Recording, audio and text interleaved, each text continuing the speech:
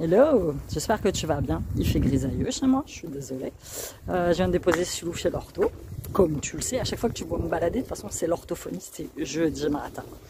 Et puis je te fais une petite vidéo à chaud comme ça, tranquille. Je faisais mon petit cahier de Lilou Massé en fait, mon petit cahier sur l'argent, les croyances limitantes liées à l'argent. Le thème du jour c'était l'échec. C'était l'échec. Et c'est marrant parce que ça fait écho à un message que j'ai reçu. Il y a du vent, j'espère que ça va aller quand même. Un message que j'ai reçu la semaine dernière d'une petite nana qui me suit et qui me met dans le message: Amy, j'arrive pas à m'en sortir. Je viens de divorcer. Mon mariage est un échec complet. Je sais pas si je vais m'en remettre.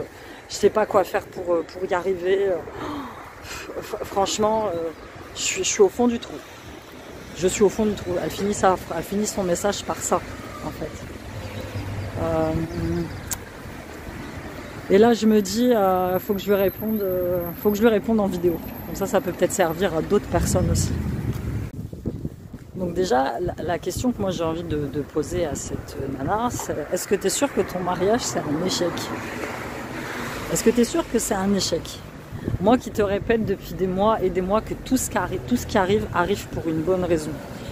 Et c'est marrant parce qu'il y a cette citation qui est dans le livre de Lilou qui dit, en fait, à chaque fois que tu as un échec, ça t'ouvre forcément à quelque chose de mieux. Ça t'ouvre forcément à quelque chose de mieux. Et j'ai écrit en gros sur le cahier: l'échec de mon divorce m'a ouvert à une vie meilleure. Ok, là tout de suite tu vas pas voir ça comme ça. Tu sais, moi il y a 2 ans, quand j'étais en procédure de divorce, où voilà, j'ai pris conscience que j'allais devoir quitter ma maison. J'ai pris conscience que j'allais devoir quitter un confort de vie que j'avais, des habitudes que j'avais depuis plus de 20 ans. Pour moi, oui, j'ai ressenti ça comme un échec. Moi aussi j'étais au fond du trou. De toute façon c'est simple, quand je parlais aux gens, je leur disais: j'ai tout perdu. J'ai tout perdu. Et t'en as qui me disaient: ouais mais non, t'as encore la santé, t'as pas tout perdu. Je les envoyais bouler, ces gens-là.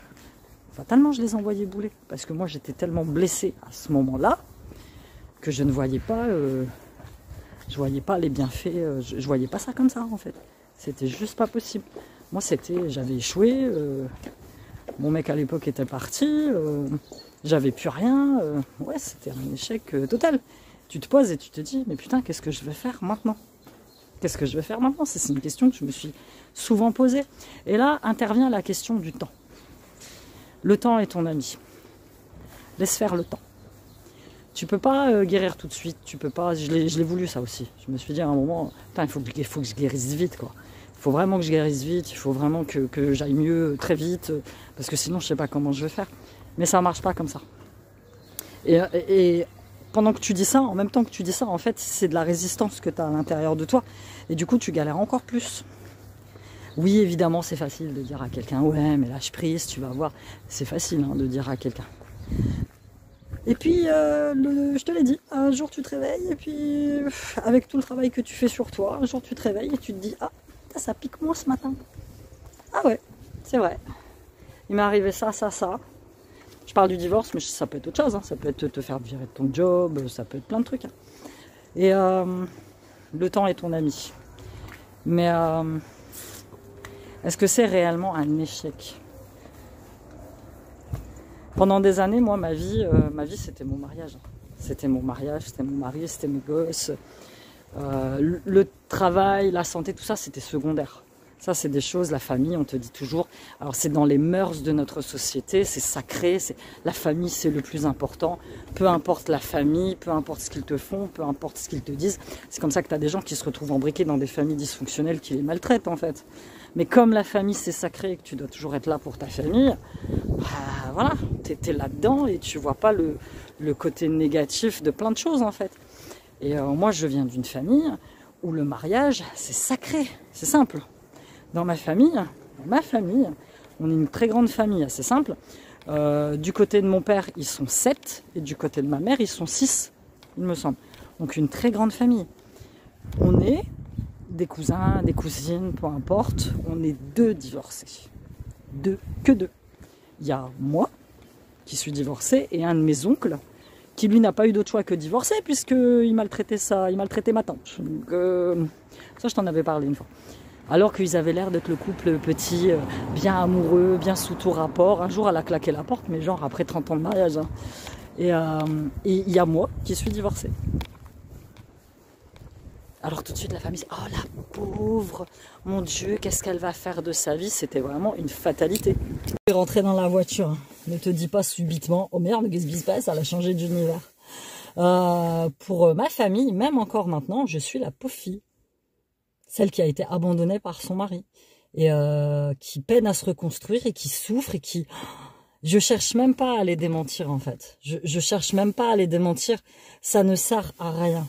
Ça ne sert à rien. Pour eux, effectivement, mon mariage est un échec. Pour moi, c'est pas un échec. J'ai une vie meilleure maintenant.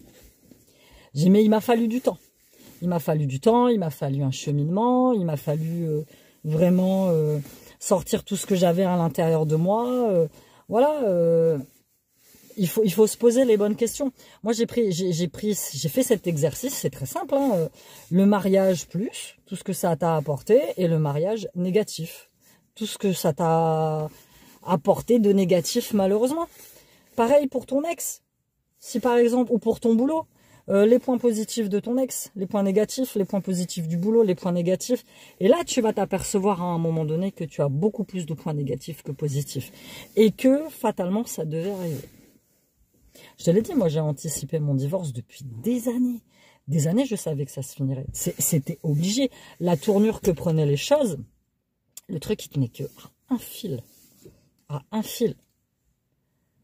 Et maintenant, j'ai une vie meilleure. J'ai une vie meilleure. J'ai plus ce poids. J'ai plus cette pression. Tu vois, j'en parle et je relâche. Je relâche la pression. Donc, à toi qui me dis que tu sais pas quoi faire, prends le temps. Prends le temps. Pose-toi. C'est vrai que les premiers mois, la première année, c'est galère. C'est galère. Reste pas dans l'endroit où, voilà, déménage. Si tu peux déménager, déménage. Si tu peux pas, voilà. Si par exemple, ça concerne un travail et que bah, tu t'es fait têche du jour au lendemain, rebondis, essaye de faire quelque chose que tu aimes. Je sais pas, je vais pas te dire de profiter de Pôle emploi pendant quelques mois, mais limite si, le temps que tu te remettes. Et après, bah, cherche ce que tu veux vraiment faire dans ta vie. Si tu as perdu staff, c'est qu'il était forcément pas fait pour toi. C'est que tu n'étais pas fait pour rester là, tu vois. Et maintenant, on est dans cette société où, moi, mes parents, ils ont connu un CDI toute leur vie. Tu vois, maintenant, c'est plus le cas du tout. Maintenant, tu cumules plein d'emplois. Moi, il y a une gamine dans la classe de Siam. Lui, il est en 2e année de BTS, donc elle a une vingtaine d'années. Elle a 3 jobs. Elle a son taf d'alternant, avec lequel elle gagne que dalle. Elle bosse chez McDo. Et à côté de ça, tous les week-ends, elle est serveuse dans une discothèque hors d'Amiens. Elle a 3 jobs, la gosse, parce qu'elle n'arrive pas à s'en sortir financièrement. Donc, mais elle a compris que pour s'en sortir, il fallait qu'elle fasse ça, et elle aime ça apparemment. Donc, voilà, parce qu'elle aime ça, elle aime peut-être pas ça, mais elle sait que c'est temporaire et qu'après, elle pourra passer à autre chose. Tu vois, c'est ça le truc. Donc, essaye-toi de... Ouais, c'est chiant, je veux dire, du jour au lendemain, bah, tu te retrouves sans ressources financières, tu te retrouves bah, sans ton partenaire de vie qui était là. Moi, ça a été ce qui a été le plus difficile aussi à appréhender, c'était la solitude au début, c'est-à-dire pas forcément lui, mais il me manquait une présence. Moi, je me suis surpris, il y a des moments dans la cuisine à crier dans mon appartement vide, qu'est-ce que tu veux manger ce soir? Alors qu'il y avait personne à part moi, tu vois. C'est l'habitude qui fait ça. Donc, ne vois pas ça comme un échec. Ne te vois pas comme un échec. Franchement, non, quoi. Et nous les femmes, je parle plus de nous les femmes, il y a des hommes qui me suivent, hein, mais on est une majorité de meufs. Nous les femmes, on a surtout tendance à culpabiliser et à se dire que c'est notre faute. J'aurais dû, tu vois, je t'en parlais dans un de mes vlogs, c'est si je m'étais habillée mieux, si j'avais fait plus d'efforts, si j'avais pris plus soin de lui, si j'avais fait ça dans tel... Tu vois, nous, on a tendance à remettre les choses en question. Eux, les mecs, désolé les hommes, hein, mais franchement, c'est vrai. Hein. Eux, les mecs, ils ont plus tendance... Ah, il y a une madame. Eux, les mecs, ils ont plus tendance à y aller, ils sont actés. Tu vois, on dit souvent qu'une femme, dans sa tête, quand elle décide de te quitter, elle l'a décidé depuis longtemps. Elle l'a décidé depuis longtemps. Et on dit aussi que... Bref. Par contre, on dit que les mecs, quand eux, ils ont décidé de te quitter, ils se barrent. Voilà, il se barre. Mais nous, on l'a acté depuis très longtemps. Nous, c'est mûrement réfléchi. On a anticipé les choses. On a fait ce qu'il faut. Tu vois, c'est ça. On réfléchit plus comme ça. On a plus ce caractère-là. Donc voilà. Je sais pas si ça t'aurait aidé, ça t'aura aidé ce que je t'ai dit, mais que ce soit en amour, que ce soit en travail, je pense que l'échec, c'est un apprentissage. L'échec, c'est un apprentissage parce que ça peut t'apprendre de superbes leçons, ça peut t'ouvrir à une meilleure vie, ça peut te montrer ce dont tu ne veux plus. Il y en a, ils profitent de cette fécheté de leur job pour trouver autre chose de mieux. Hein. J'en ai autour de moi qui du jour au lendemain ont perdu leur taf. Il y a une nana de l'école, elle a eu un cancer du sein, elle s'est fait jeter de son taf, elle en a profité pour ouvrir sa boîte de bougies, je crois. Elle voulait faire ça depuis très longtemps et ça a été l'occasion de le faire.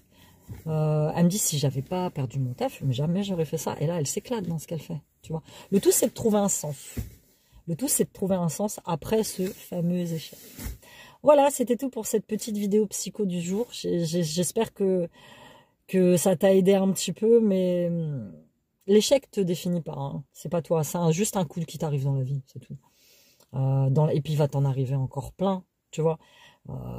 Tu vois des types comme Elon Musk ou comme Steve Jobs d'Apple, ils ont échoué, mais je sais pas combien de fois. Walt Disney, il s'est fait recal de tout. Le gars qui a créé, putain, le truc japonais, là, Squid Game, il s'est fait recal de toutes les maisons de prod du Japon et de je sais pas quoi, avant de proposer Squid Game à Netflix. T'as vu le carton que ça a fait?